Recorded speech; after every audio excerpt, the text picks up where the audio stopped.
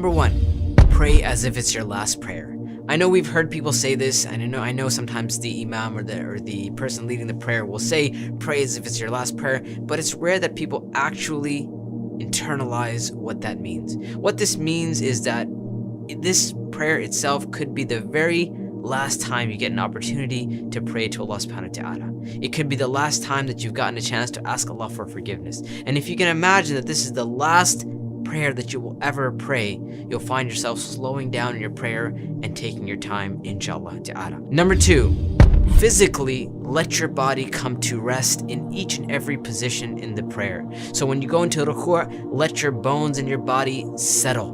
Make your adhkar at that time, say what you're supposed to say, and then move on. When you're in your sajda, let your body come to a rest, be it still, be calm, say Subhana Rabbil A'la, and so on and so forth, and then move on from there. In each and every position, what you can start doing right now with your prayer is make sure that your body is at rest in every position of your prayer. Number 3, say A'udhu billahi minash shaitanir rajim. We know that the shaitan actually attacks us in our prayer, and one of the easiest and quickest ways to get shaitan out of our head, to get those whisperings out of our head, to get those distractions out of our head, is to say, oh Allah, I seek refuge in you from the accursed shaitan. And in this moment we're asking Allah to protect us from the influence of the shaitan. Number 4, what you can do to stop rushing through your prayer is that when you say Allahu Akbar, and Allahu Akbar is something that we say quite often in our prayer, the takbiratul ihram, or the opening takbir, and the moving from one position to the other, we say Allahu Akbar. What does Allahu Akbar mean?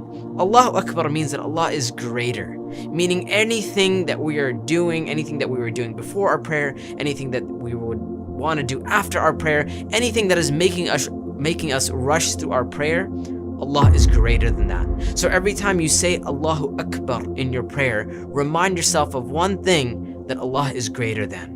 And inshallah ta'ala, with these 4 tips, inshallah ta'ala, you can immediately apply them to your life, apply them to your salah, so you stop rushing through your prayer, and Allah subhanahu wa ta'ala knows best. Until next time, inshallah ta'ala, assalamu alaikum wa rahmatullahi wa barakatuh.